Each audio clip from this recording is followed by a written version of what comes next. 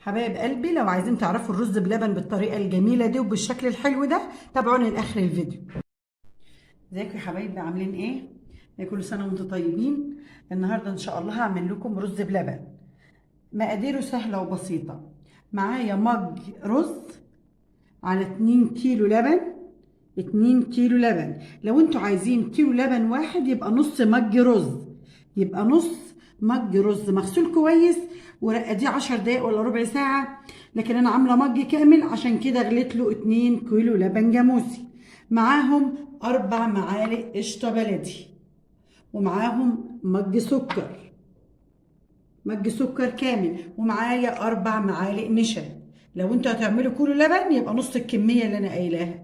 لو هتعملوا 2 كيلو لبن هيبقى الكميه اللي انا قايلاها دي مظبوط. انا هحط الحله الفخار دي على النار وهوريكم هنعمل ايه.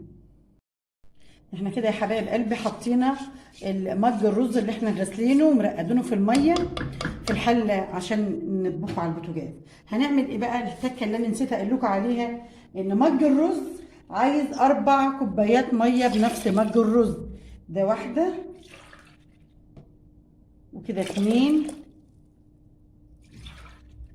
و3 كوبايات كده.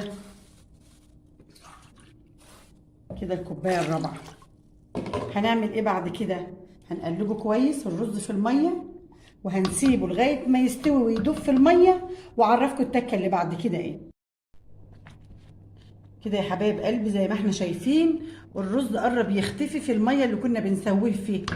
يا دوب ننزل عليه اللبن. بسم الله الرحمن الرحيم.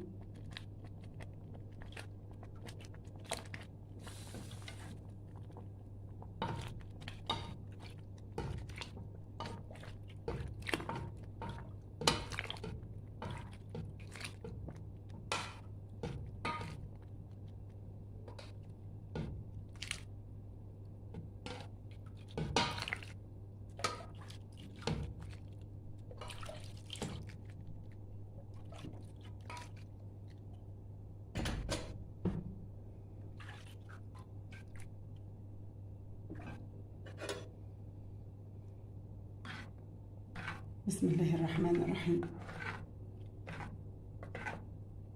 كده ذوبنا الرز كله في قلب اللبن. هنسيبه يغلي واوريكم التكه اللي بعد كده ايه. كده يا حبايب قلبي احنا حطينا ال2 كيلو لبن في الرز. هحط عليهم دلوقتي المج السكر. هيبقى عقده في السكر يعني هيبقى مظبوط خالص. ما تزودوش عن مج سكر فيه. هنقلبه كده لغايه ما السكر يدوب.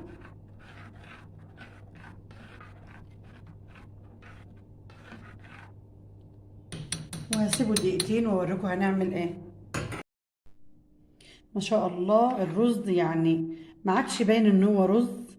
هنضيف ايه بقى التكه اللي قبل الاخيره؟ هحط 4 معالق القشطه البلدي. هحطهم في قلبه وادوبهم يغلوا معاه شويه. واخر تكه هتبقى النشا. هندوب بالطريقه دي. بسم الله الرحمن الرحيم. طبعا الرز بلبن سخن فهيدوب في قلبه القشطه في ساعتها يعني مش هتاخد وقت.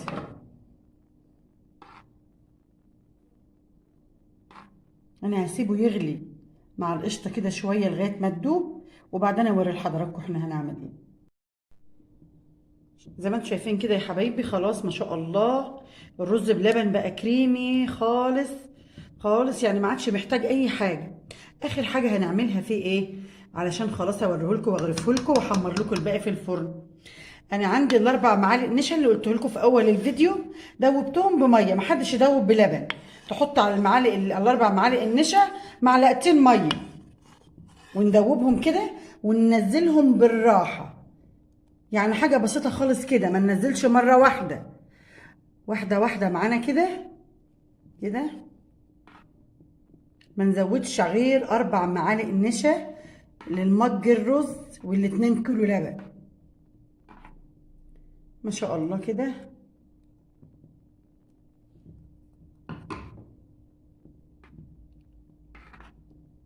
يا دوب غلوة واحدة بس وهطفى عليه. ما شاء الله، ما عادش محتاج حاجة، قوام متجانس. انا هاخده من على النار، خلاص كفاية كده، وهحطه لكم واشوف اوريكم عامل ازاي. انا كده يا حبايب قلبي هغرف لكم. بسم الله الرحمن الرحيم في البولات. بسم الله الرحمن الرحيم.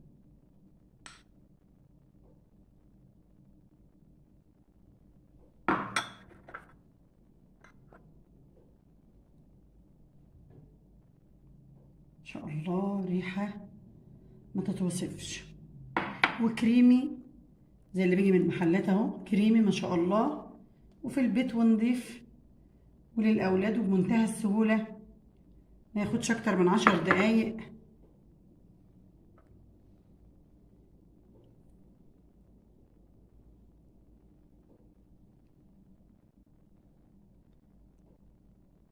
انا حطيت البولات كده زي ما انتم شايفين، حطيت لكم البولات دي كده.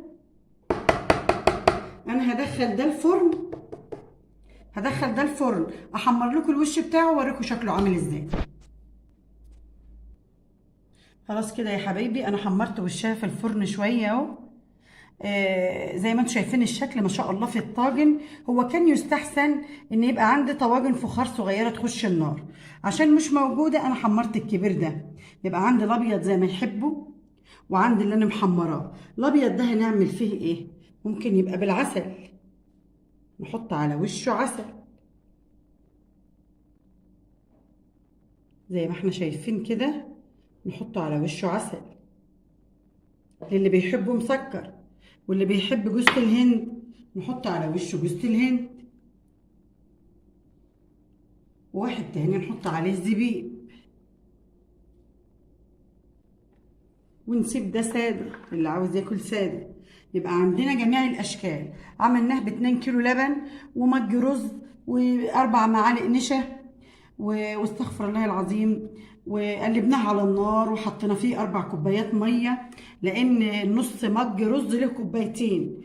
المج الكامل ل4 كوبايات ميه يستوي فيها الاول خالص، وبعدين يتضاف عليه اللبن، وبعدين 4 معالق قشطه، وبعدين نحط عليهم النشا، وده بيكون الشكل النهائي ليه. يا ريت يكون عجبكم، ولو عجبكم الفيديو ما تنسوش تشتركوا في القناه وتعملوا له لايك وتفعلوا الجرس وتكتبوا لي كومنتات حلوه، واشوفكم في فيديو جديد.